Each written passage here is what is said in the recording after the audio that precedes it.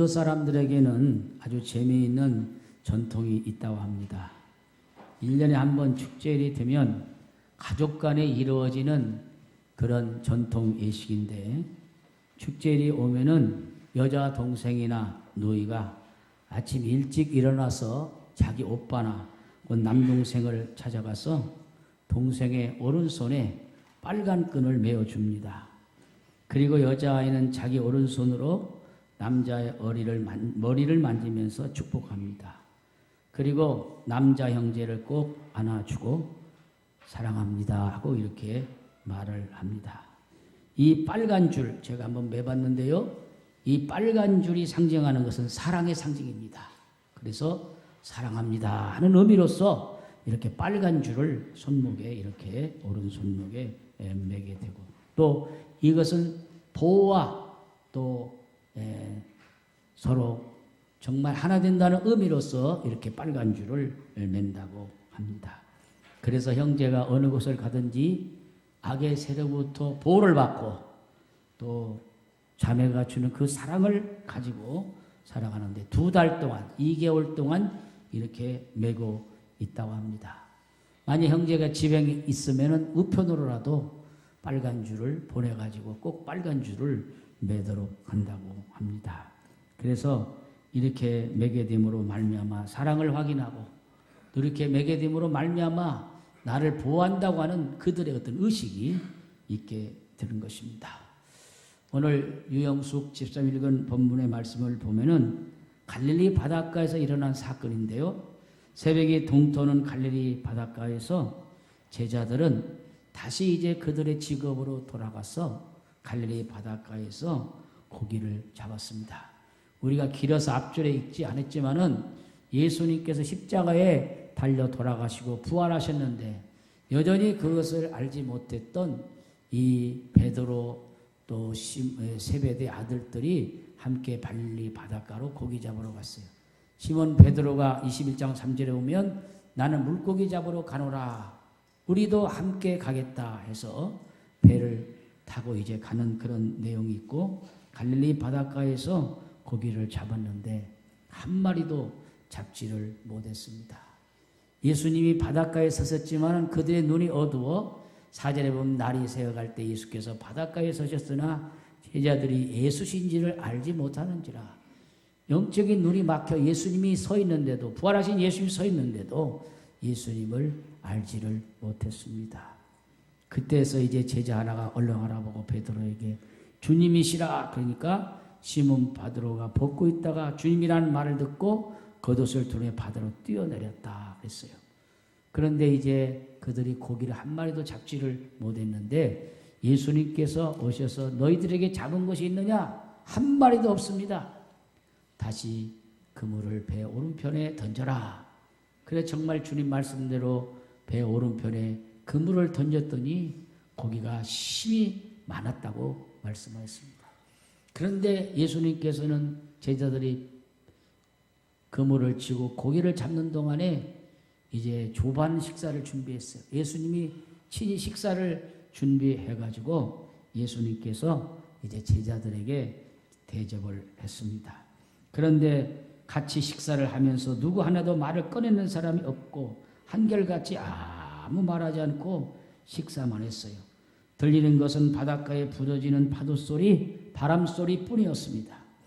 그래서 예수님과 함께 식사를 했는데 예수님께서 제자들을 통해서 이제 묻는데 특별히 이제 베드로에게 물었습니다.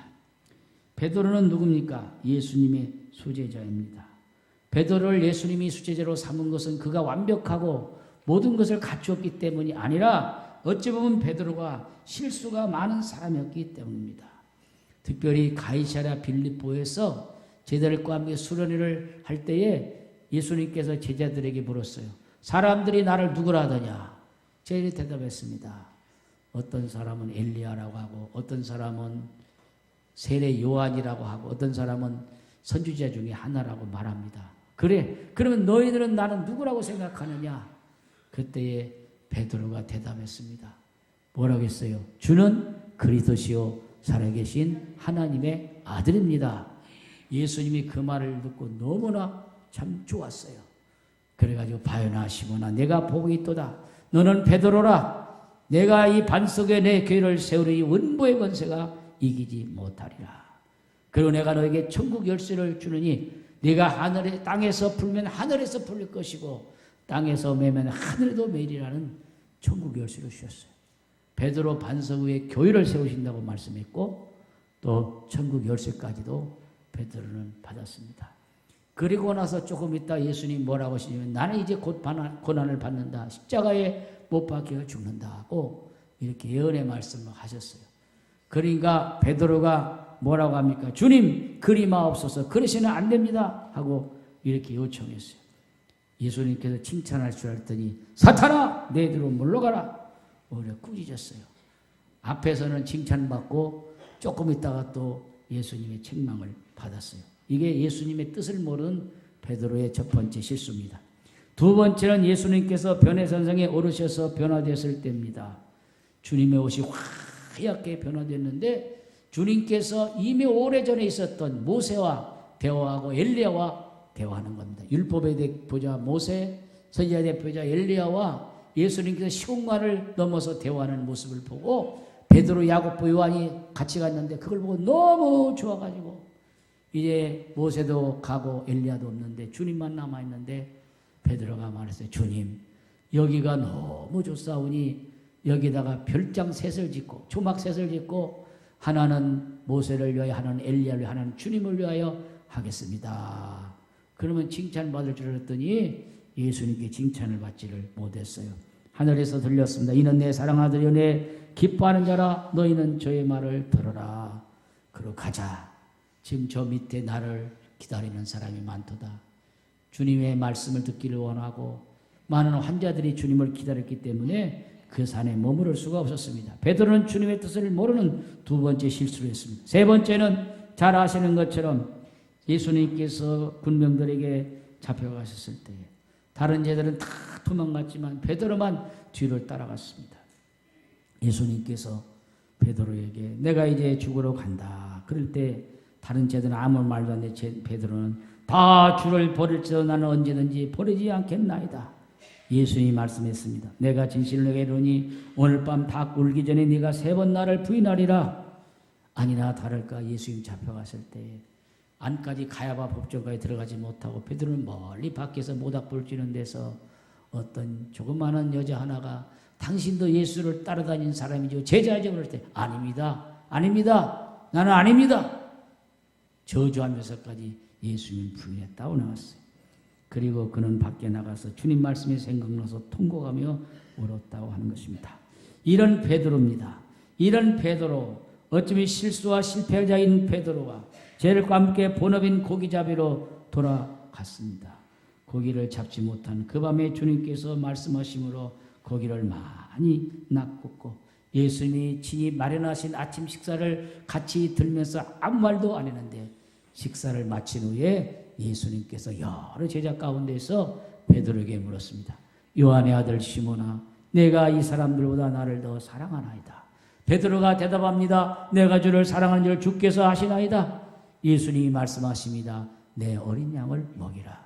또 두 번째 주님이 물으십니다. 내가 나를 사랑하느냐? 내가 주님을 사랑하는 줄 주님께서 아시나이다. 예수님이 말씀합니다. 내 양을 치라. 또 세 번째 물으십니다. 내가 나를 사랑하느냐? 이번에는 베드로가 두 번이나 물고 세 번째 물으니까 근심하며 왜 그러실까 생각하며 주님 모든 것을 아시오매 내가 주를 사랑하는 줄 주님이 아시나이다.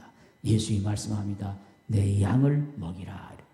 세 번의 실수와 세 번의 잘못된 일 속에서 부인한 일 속에서 주님은 베드로에게 세 번을 이렇게 물으신 것을 볼 수 있습니다. 주님은 그들과 함께 지냈고 그들을 먹이셨고 그들에게 하나님 나라의 복음을 전했지만 모두가 불풀이 흩어졌고 베드로까지도 부인했던 그런 모습 속에서 인간의 생각으로 보면은 정말 이 배신자들을 향해서 어떻게 할까 하는 생각이 있었지만 주님은 전혀 그렇지 아니했습니다. 너희들이 어찌하여 나를 버리고 도망갔느냐? 어찌하여 나를 부인했느냐? 그런 말씀 한 말씀 안 하셨고 요한의 아들 시몬아 이 사람들보다 나를 더 사랑하느냐고 이렇게 물었어. 헬라어로 아가파오메 네가 나를 사랑하느냐? 아가파오면은 네가 진정으로 나를 헌신적으로 사랑하느냐는 그런 말씀으로 물으신 것입니다. 베드로야 그런 것이 아니라 요한의 아들 시몬아. 시몬은 베드로가 이름 지어진 전 이름, 옛 이름이 시몬입니다. 세 번이라고 부인했던 이 베드로의 옛 이름을 다시 한번 부르면서 사랑을 다시 한번 주님께서 물으신 것입니다. 내가 사는 사람들보다 나를 사랑하는 것처럼 정말 사랑하느냐? 내가 너와 함께 3년을 지냈지만 정말 내 마음속에 너희가 사랑이 있느냐 그랬어요. 오늘 본문을 보면은 이 사람들보다 이렇게 사랑하냐 되어 있는데 여러분 가진 성경 185페이지 15절 본문 셋째 줄에 보십시오. 보면 요한의 아들 시몬아 내가 이 하고 자그마한 글씨로 일자라고 써 있어요. 그죠? 그리고 반가로 있죠? 그거 안 된 성경은 바꿔야 돼요. 짝퉁 성경이요. 다 있어. 있죠? 작은 글씨 일자 써 있어야 써 있어요. 그리고 반가로 있죠? 그리고 제일 밑에 오른쪽 밑에 읽어봐요. 그걸 해석했어요. 뭐라고 썼어요? 또는 것들보다. 그러니까 이 사람들보다 내가 더 사랑하느냐? 여기 있는 제자들보다 너가 나 사랑하느냐? 묻고 그 다음에 것들보다. 것들은 뭐냐? 베드로가 평시에 탔던 배와 썼던 그물과 고기 잡는 이런 도구들보다 더 사랑하느냐? 다시 말하면 너희가 고기 잡는 이 갈리 바다보다 나를 더 사랑하느냐? 네가 먹고 사는 모든 네 삶의 터전보다 나를 더 사랑하느냐? 사람들보다 사랑하느냐? 이런 것들보다 나 사랑하느냐고 주님은 이렇게 물으신 것입니다. 베드로는 내가 주님을 사랑하는 줄 주께서 아십니다. 예수님은 아가파움에 헌신적인 사랑으로 물으셨는데 베드로는 필레우스 인간적인 사랑, 조건적인 사랑, 우정의 사랑으로 답변을 했습니다. 그러나 주님을 사랑하는 마음은 변함이 없었습니다. 여러분 정말 여러분이 주님을 사랑하십니까? 주님을 귀하게 여겨야 될 줄로 믿습니다. 우리가 주님을 따른다고 대답을 하지만 주님을 사랑하는 마음은 하나도 없어요. 형식적인 신앙을 가질 때가 너무너무 많이 있어요. 내 마음속에 무엇보다 중요한 것은 주님을 사랑하는 마음이 있어야 되고 주님을 귀하게 여기는 마음이 있어야 합니다. 세상의 명예보다 세상의 물질보다 세상의 영광보다 우리의 가족과 형제보다 부모보다 자식보다 주님을 더 귀하게 여기고 사랑할 수 있는 우리가 되기를 축복합니다. 찬송가 94장 1절 베브리시 작곡에 있죠. 같이 한번 불러봐요. 주 예수보다도 귀한 것은 없네. 이 세상 부귀와 바꿀 수 없네. 영죽을 내 대신 돌아가신 그 놀라운 사랑 잊지 못해. 세상 즐거움 다 버리고 세상 자랑도 버렸네. 주 예수보다도 귀한 것은 없네. 예수 밖에는 없네. 예수님께서 사랑하느냐 물으신 것은 베드로에게 사역을 맡기시기 위함입니다. 사명을 맡기시기 위해서. 뭐냐? 내 어린 양을 먹이라. 여기 어린 양은 아직 젊먹이, 아직 신앙이 성숙되지 못한 새신자 같은 사람. 신앙이 성숙되지 못하면 무조건 먹여야 돼요. 먹여야 돼요. 어린아이 잘 먹어야 되는 것처럼 어린 양을 먹이라는 것은 육신의 양식을 말하는 것이 아니라 영의 양식, 하나님 말씀을 많이 먹여서 영의 양식을 통해서 신앙에 자라도록 내 어린 양을 먹이라 말씀했어요. 두 번째는 내 양을, 어린이를 빼줬어요. 내 양을 치라. 이거 조금 성숙했어요. 그러나 여전히 돌보고 치라고 하는 말은 섬김과 돌봄이라는 뜻입니다. 내 양을 치라. 내 양을 섬기고 돌보라 하는 뜻입니다. 두 번째는 어리지는 않지만 내 양을 치라. 내 양을 잘 섬기고 돌보라. 마지막 내 양을 먹이라. 어린 게 아니라 성숙한 양이에요. 갈수록 성숙한 양이지만 여전히 하나님의 말씀을 먹어야 되고 그 신앙을 유지하기 위해서는 계속 영의 양식이 필요해서 내 양을 먹이라. 어린 양을 먹이고 어린 양을 돌보고 어린 양을 양을 먹이기 위해서는 그 속에 가장 중요한 핵심이 뭐냐? 사랑이에요. 사랑. 부모가 아이들을 사랑하기 때문에 아이들을 위해서 희생하고 아이들을 위해서 모든 걸 다 쏟아놓지 않습니까? 그 마음에 사랑이기 때문에. 예수님께서도 베드로에게 사랑이 있는가 없는가, 예수님을 3번이나 모른다고 불했던 베드로에게 가장 중요한 건 사랑에 대한 것을 확인하고 싶었다는 것입니다. 내가 나를 사랑하느냐에 베드로는 필레이스메, 내가 주님을 사랑합니다 하고 이렇게 대답했어요. 여러분, 사랑은 등을 돌리지 않습니다. 사랑은 절대 배신하지 않습니다. 사랑은 오직 따름과 쫓음이 있고 주님을 향한 마음이 있는 것입니다. 진정으로 사랑한다는 것은 사랑의 대상에 최고의 가치를 부여한다는 것을 의미합니다. 여러분, 춘향전 보세요. 춘향이가 얼마나 이몽룡을 사랑했습니다. 변학도의 희귀와 협박에도 끝까지 정지를 지켰어요. 그것은 이 세상에서 나는 이몽룡 하나를 사랑합니다는 사랑의 가치가 그 여기에 있었어요. 사랑하는 아버지를 위해서 심청이가 인당수의 물속으로 곧다운 자신의 청춘을 던질 수 있었던 것은 자기의 생명보다 아버지의 눈을 뜨기를 원하는 그 사랑의 마음이 있기 때문입니다. 안중근 의사가 조국을 위해 자신의 생명을 초계같이 벌 수 있었던 것은 조국을 사랑하는 뜨거운 마음이 있었기 때문입니다. 하나님의 독생자신 예수님께서 하늘보좌를 버리시고 이 땅에 오셔서 우리를 구원해 주신 것은 우리를 사랑했기 때문입니다. 가장 중요한 건 사랑. 그래서 베드로에게 너 어디 학교 나왔냐? 학벌이 얼마나 됐냐? 너 돈이 좀 있느냐? 재산이 얼마냐? 너 어디 사느냐? 그가 묻지 않았어요. 가장 중요한 것은 네가 나를 사랑하느냐? 답시다. 네가 나를 사랑하느냐? 원래 여러분에게 주님 물으십니다. 아무개 장로야, 아무개 권사야, 아무개 집사야, 아무개 목사야, 네가 나를 사랑하느냐? 사랑하지 않고 하는 기도는 헛기도다. 사랑하지 않고 하는 전도는 헛전도다. 사랑하지 않고 찬송을 부르도 헛찬송 부른다. 사랑하지 않고 선교한다고 헛선교하는 것이다. 가장 중요한 것은 내 마음에 주님을 사랑하느냐, 그게 중요해요. 여러분, 오른손을 가슴 대봐요. 따르십시다. 내가 주를 사랑하는 줄을 주께서 아십니다. 여러분, 부모와 자식 간에도 사랑합니다 하지 않아도 사랑해요, 안 해요? 해요. 베드로가 그렇게 하는 거예요. 내가 주님한테 사랑합니다 말 안 해도 주님이 아시잖아요. 그런 얘기예요. 부부 간에도 맨날 사랑합니다 해요, 안 해요? 안 해요. 그래도 사랑하는 걸 알기 때문에 사랑하는 거예요. 베드로에게 예수님이 내가 나를 사랑하냐 그러니까 3번째 근심하면서 내가 주님을 사랑하는 줄 주님이 아시잖아요. 주님이 아시잖아요. 내가 주님 사랑합니다 말 안 하지도 주님 아시잖아요. 그런 똑같은 거예요. 그래서 주님께서 이 3가지의 내 어린 양을 먹이라, 내 양을 치라, 내 양을 먹이라는 이 사역을 주신 겁니다. 오늘 우리가 무슨 거창한 일을 하는 게 중요한 것이 아니라 내 마음속에 주님을 사랑하는 마음이 있어야 될 줄로 믿습니다.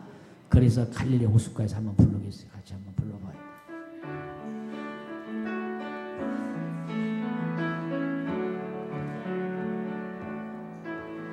갈릴리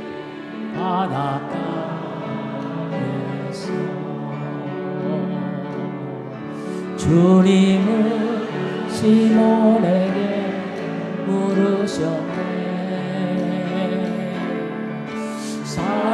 사랑하는 시몬아, 넌 날 사랑하느냐? 오 주님, 당신만이. 2절은 자기 이름을 넣어가지고 부릅시다.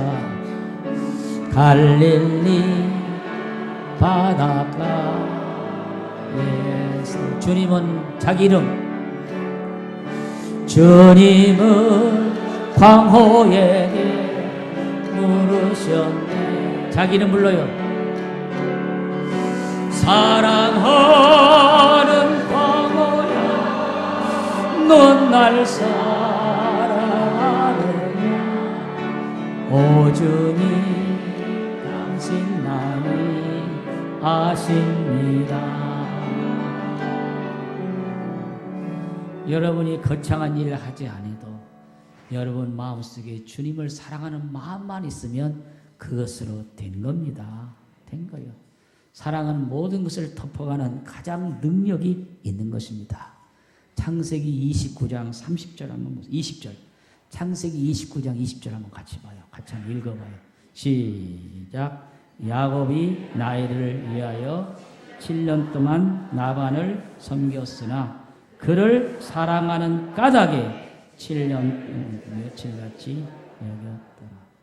야곱이 자기 외삼촌 집에 가서 일할 때에 외삼촌한테 보수 하나도 안 받았어요. 그러나 뭐 때문에, 무슨 까닭에? 누구를 사랑하는 까닭에? 나이를 사랑하는 까닭에 7년이라도 7년을 수일같이 여겼더라. 사랑하는 사람과 같이 있으면 지루하지 않습니다. 사랑하는 사람과 어디를 가든지 즐겁습니다. 사랑하는 사람과 있을 때 힘이 납니다. 우리가 주님을 사랑한다면 주님과 함께 있을 때 힘이 나고 즐겁고 좋은 것입니다. 내가 주님 앞에 나오는데 싫고 부담스러운 것은 사랑이 떨어졌습니다. 교회는 예수님의 몸입니다. 예수님을 사랑한다는 것은 교회를 사랑한다는 것입니다. 여러분이 예배드리는 것을 사모하고 즐겁다면 주님을 사랑하는 마음이 있는 것이고, 내가 예배드리는 게 부담이 있다면 주님이 사랑하는 마음이 떠난 것입니다. 주님을 사랑하기 때문에 나는 기도를 오래 해도 즐겁고 좋습니다. 주님을 사랑할 때 말씀을 읽으면 그 말씀이 은혜가 되는 것입니다.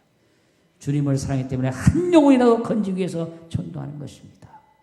사랑하는 것에는 지루함이 사라지고 피곤함도 사라지고, 사랑이 때문에 7년을 수일같이 여겼더라. 나이를 사랑하기 때문에 7년을 수일같이 여겼더라. 돈 하나 받지 않고도 그랬습니다. 이게 사랑의 힘입니다. 사랑의 능력입니다. 오늘 이런 마음도 여러분이 있기를 바랍니다. 한번 물어봅시다. 여러분 자신 여러분에게 물어보세요. 진정으로 내가 주님을 사랑하고 있습니까? 진정으로 주님 한 분만으로 만족하며 사랑합니까? 그렇다면 어떤 역경과 환난도 결코 우리의 문제가 되지 않고 장애물이 되지 않습니다. 반대로 우리가 주님을 사랑하지 않고 있다면 아무리 좋은 여건과 상황과 환경이 있다 할지라도 여전히 불평과 원망과 지루함이 가득 찰 것입니다. 지금 우리는 어떻습니까? 주의 사명을 맡긴 자들이 가장 중요한 것은 우리 마음의 사랑입니다. 주님은 너는 똑똑한 사람이다. 너는 많이 배운 사람이다. 너는 잘난 사람이다. 학벌 좋고 좋은 배경을 가진 사람이다. 이걸 묻지 않고 내가 나를 사랑하느냐? 사랑을 물었어요. 이걸 확인하고 있습니다. 베드로는 이제 진심한 마음으로, 겸손한 마음으로 내가 주님을 사랑하는 줄 주께서 아시나이다 대답했습니다. 교회도 마찬가지입니다. 어떤 프로그램보다, 어떤 이벤트보다, 어떤 세미나보다 많은 것을 하는 게 중요한 것이 아니라 주님을 사랑하는 회복운동이 일어나야 돼요. 첫사랑 첫믿음이 불리듯 일어나야 돼요. 할렐루야. 주님 사랑하는 마음 없이 열심 가지면 그건 헛열심이 될 수 있어요. 그러나 내 마음에 주님을 사랑한다면 모든 것을 할 수 있어요. 제가 젊었을 때는 이곳저곳 배우러 다니고 세미나도 많이 다녔는데 그런 게 다 필요가 없어요. 그런 건 많이 한들 무슨 소용이 있겠어요.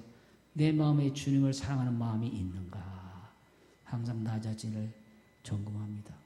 주님을 사랑하는 마음이 있다면 그런 걸 잘 몰라도 주님을 사랑하는 마음 하나 때문에 모든 것을 할 수 있습니다. 열정이 불이 붙을 수 있고 주님의 일을 할 수 있습니다. 오늘 이 시간 다른 거 다 필요 없고 내가 주님을 사랑해 주께서 아시나이다. 다시 한번 사랑의 회복, 사랑의 능력, 첫사랑, 첫믿음의 회복되는 이 시간 되기를 주의 이름으로 축원합니다. 축원합니다.